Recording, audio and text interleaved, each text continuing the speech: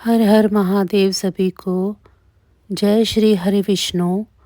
धर्मराज युधिष्ठिर कहने लगे कि हे भगवान, मैंने मार्गशीर्ष कृष्ण एकादशी अर्थात उत्पन्ना एकादशी का सविस्तार वर्णन सुना।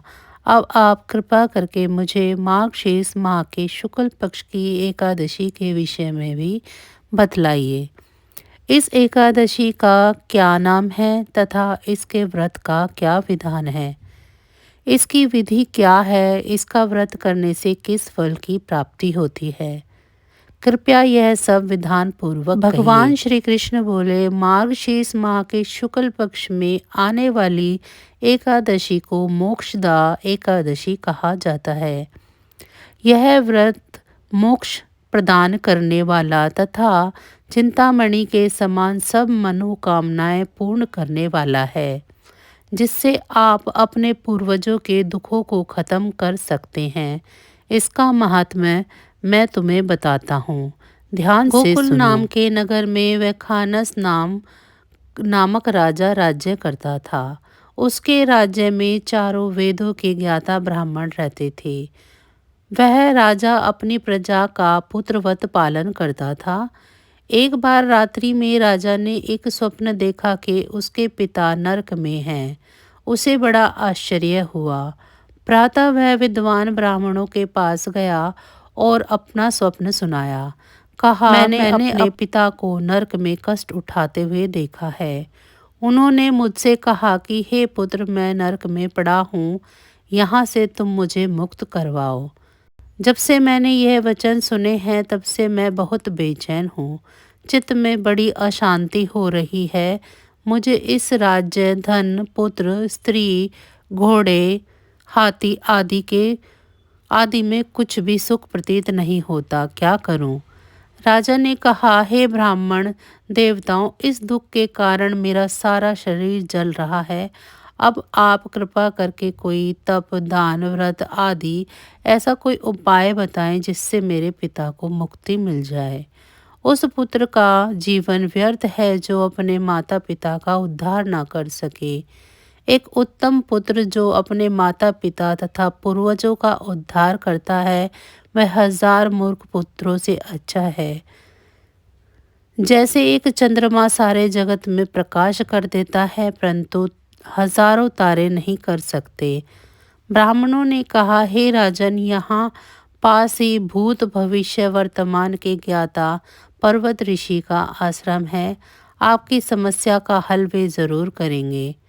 ऐसा सुनकर राजा मुनि के आश्रम पर गया। उस आश्रम में अनेक शांत चित्त योगी और मुनि तपस्या कर रहे थे।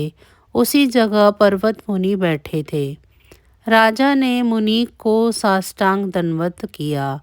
मुनि ने राजा से सांगोपांग कुशल पूछी।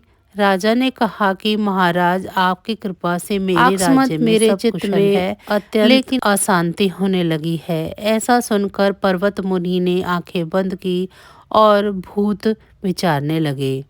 फिर बोले, हे राजन, मैंने योग के बल से तुम्हारे पिता के कुकर्मों को जान लिया है। उन्होंने पूर्व जन्म में कामातुर होकर एक पत्नी को रति दी, किंतु सौत के दूसरी पत्नी को ऋतुदान मांगने पर भी नहीं दिया। उसी पाप कर्म के कारण तुम्हारे पिता को नरक में जाना पड़ा। तब राजा ने कहा, इसका कोई उपाय बताइए। मुनि बोले, हे राजन, आप मार्गशीर्ष एकादशी का उपवास करें और उस उपवास के पुण्य को अपने पिता को संकल्प कर दें। इसके प्रभाव से आपके पिता की अवश्य नरक से मुक्ति होगी। मुनि के ये वचन सुनकर राजा महल में आया और मुनि के कहने अनुसार कुटुंब सहित मोक्षदा एकादशी का व्रत किया। इसके उपवास का पुण्य उसने अपने पिता को अर्पण कर दिया। इसके प्रभाव से उसके पिता को मुक्ति मिल गई और स्वर्ग में जाते हुए वे पुत्र से कहने लगे, हे पुत्र, तेरा कल्याण हो। यह कहकर स्वर्ग में चले गए। मार्गशीर्ष माह के शुक्ल पक्ष की मोक्षदा एकादशी को जो व्रत करते हैं, उनके समस्त पाप नष्ट हो जाते हैं। इस व्रत से बढ़कर मोक्ष देने वाला और कोई व्रत नहीं है। इस दिन गीता जयंती भी मनाई जाती है। साथ ही यह धनुर्मास की एकादशी कहलाती है। अतः इस एकादशी का महत्व कई गुना और भी बढ़ जाता है। इस दिन से गीता पाठ का अनुष्ठान प्रारंभ करें तथा प्रतिदिन थोड़ी देर गीता अवश्य पढ़ें। तो बस आज की जानकारी इतनी ही थी। फिर मिलेंगे हम आपको ऐसी ही किसी अन्य जानकारी के साथ। अगर आपको मेरी ये जानकारियाँ अच्छी लग रही हैं तो मेरी वीडियो को लाइक कर लें।